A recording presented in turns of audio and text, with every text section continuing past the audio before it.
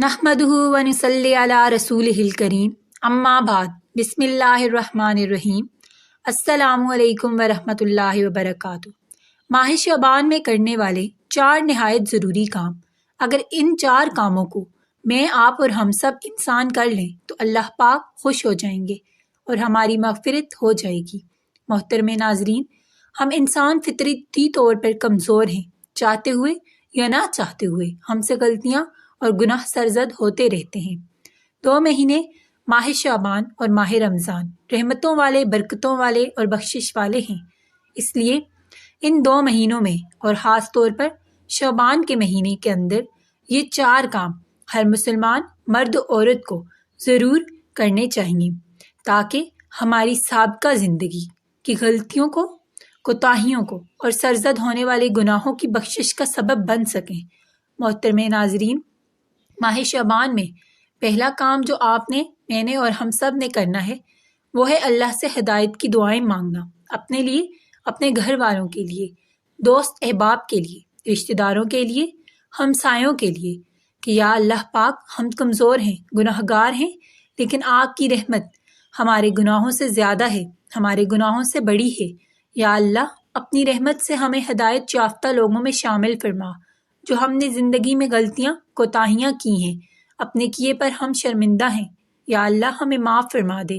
بے شک آپ کے علاوہ ہمارا کوئی نہیں جو ہمیں معاف فرما سکے۔ یا اللہ پاک، ماہ شعبان برکتوں والا مہینہ ہے، پورا سال ہمارے دل جو غافل رہے ہیں، غفلت بھری زندگی جو ہم گزار چکے ہیں، یا اللہ اپنی رحمت سے ماہ شعبان اور ماہ رمضان اور آنے والی بقیہ زندگی کو قیمتی بنا دے، قرآن و سنت پر عمل کرنے کی توفیق عطا فرما دے۔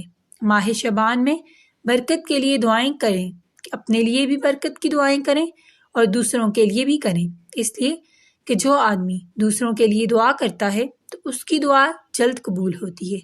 لوگوں کو اپنے لیے دعا کے لیے کہیں اور آپ خود کسی اور کے لیے دعا کریں۔ اس مہینے کے اندر اللہ تعالیٰ سے برکتیں مانگیں کہ اے اللہ، اس مہینے کی جتنی بھی برکتیں ہیں ہمیں ان سے محروم نہ کرنا، بلکہ وہ ساری برکتیں ہمیں عطا فرما جو اس مہینے کے اندر ہیں۔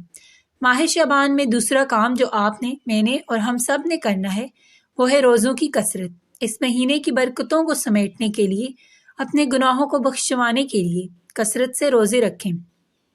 حضرت عائشہ صدیقہ فرماتی ہیں کہ نبی پاک صلی اللہ علیہ وسلم لگاتار روزے رکھتے تھے، یہاں تک کہ ہم کہتے تھے کہ ابھی آپ صلی اللہ علیہ وسلم روزہ نہیں چھوڑیں گے، اور پھر آپ صلی اللہ علیہ وسلم کبھی روزہ چھوڑ بھی دیتے تھے تو ہم یہ کہتے آپ صلی اللہ علیہ وسلم اب روزہ نہیں رکھیں گے، یعنی اتنی کثرت کے ساتھ آپ صلی اللہ علیہ وسلم روزے رکھا کرتے تھے۔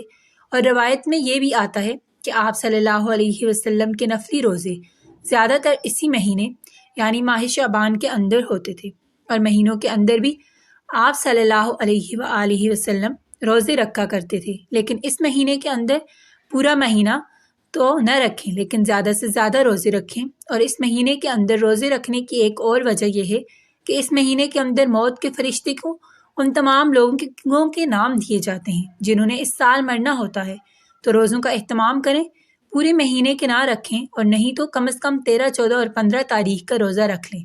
اگر زیادہ بھی رکھ سکتے ہیں تو رکھیں، پورے مہینے کے نہ رکھیں، اکثر روزے رکھ لیں۔ محترم ناظرین، ماہ شعبان کے اندر تیسرا کام جو آپ نے، میں نے اور ہم سب نے کرنا ہے وہ ہے رمضان کی تیاری کرنا۔ رمضان کے لیے اس مہینے کے اندر اپنے آپ کو تیار کریں۔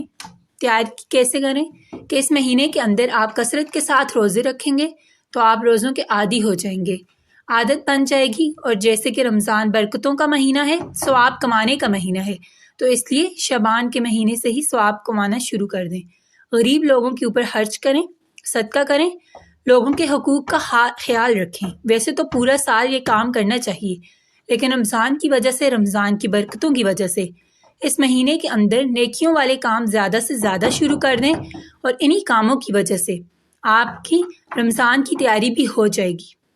ماہ شعبان کے اندر چوتھا کام آپ نے، میں نے اور ہم سب نے کرنا ہے وہ ہے شب برات کی عبادت۔ شب برات شعبان المعظم کے مہینے کی 15ویں رات ہے۔ اس رات کی فضیلت احادیث میں بہت زیادہ بیان کی گئی ہے۔ اللہ تعالیٰ شعبان کی 15ویں رات کو اپنی مخلوق کی طرف متوجہ ہوتا ہے، اور پھر اللہ تعالیٰ مشرک اور بغض رکھنے کے علاوہ سب کی مغفرت فرما دیتا ہے۔ اور اسی طرح بیان فرماتا ہے کہ اس رات میں اللہ تعالیٰ موت کے فرشتے کی طرف ہر اس جاندار کی روح قبض کرنے کی وحی بھیجتے ہیں جن کے مرنے کا اللہ تعالیٰ کی طرف سے ارادہ کیا جاتا ہے، یعنی ان تمام جانداروں کی روحوں کے بارے میں بتا دیا جاتا ہے کہ اس سال میں فلاں کی فلاں روح قبض کرنی ہے۔ ایسے تمام نام دیے جاتے ہیں۔ تو جب اس رات کی عبادت کریں گے تو اللہ تعالیٰ کی طرف متوجہ ہوں گے، تو آپ کا بھی اس حال میں نام آئے گا کہ اللہ تعالیٰ آپ سے خوش ہوگا۔ اور اسی طرح شب برات کے اندر نیکی کا کام یہ ہے کہ آپ شعبان کی 15ویں رات یعنی شب برات کو اٹھ کر عبادت کریں۔ اکٹھے ہو کر عبادت کرنا ضروری نہیں ہے، گھر میں کہیں بھی آپ عبادت کر سکتے ہیں، جتنے چاہیں آپ نوافل پڑھیں۔ اس رات کو انشاءاللہ آپ کے لیے بہت زیادہ ثواب لکھا جائے گا۔